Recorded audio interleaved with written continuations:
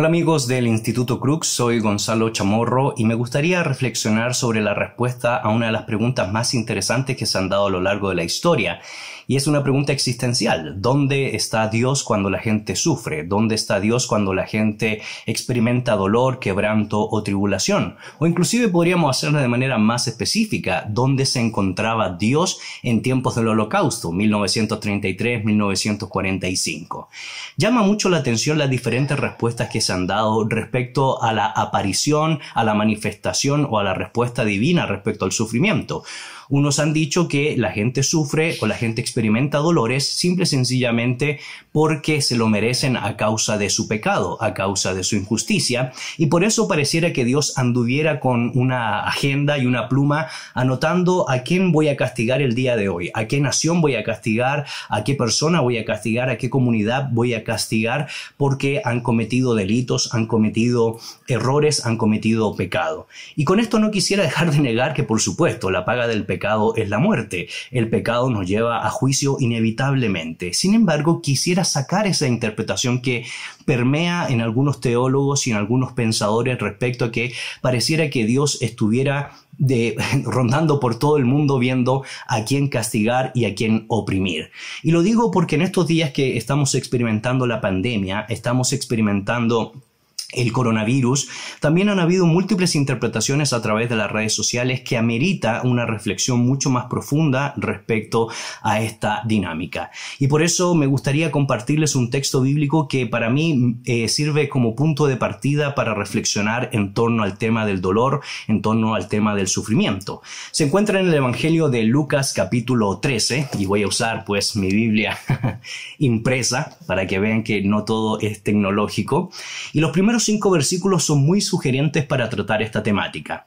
Capítulo 13, verso 1 en adelante dice: En este mismo tiempo estaban allí algunos que le contaban acerca de los galileos, cuya sangre Pilato había mezclado con los sacrificios de ellos. Respondiendo Jesús les dijo: ¿Pensáis que estos galileos, porque padecieron tales cosas, eran más pecadores que todos los galileos? Os digo, dice el Señor Jesucristo, no.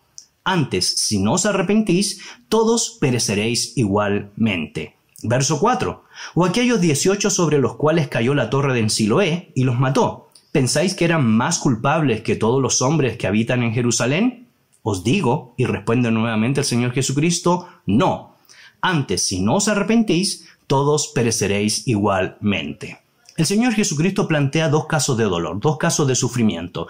El primero de ellos, unos galileos que se encontraban adorando al Señor, haciendo sacrificio al Señor, y Pilato pues los manda a asesinar. Y el segundo de ellos, judíos que se encontraban en Siloé y les cayó una torre. Y en ambos pregunta el Señor Jesucristo: ¿acaso tanto los galileos como los judíos eran más pecadores que los otros para que tuvieran este dolor, experimentaran este quebranto, experimentaran esta tribulación como la muerte, como el accidente de la torre de Siloé? No.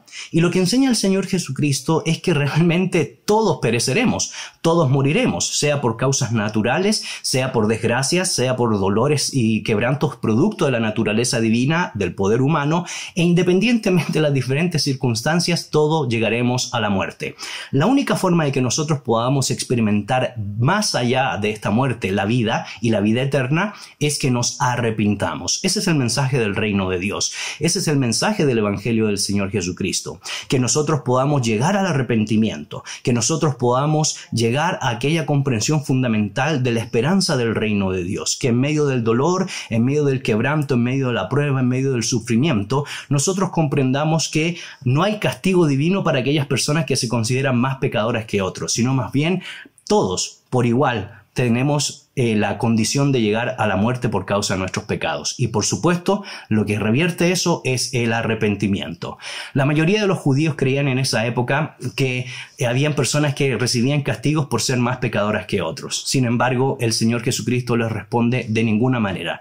Todos van a padecer de la misma manera si no se arrepienten. Así que el llamado que nos hace el Señor Jesucristo en estos días, en medio del dolor, en medio del sufrimiento, en medio de la pandemia, en medio de esta calamidad, es que nos volvamos a Él.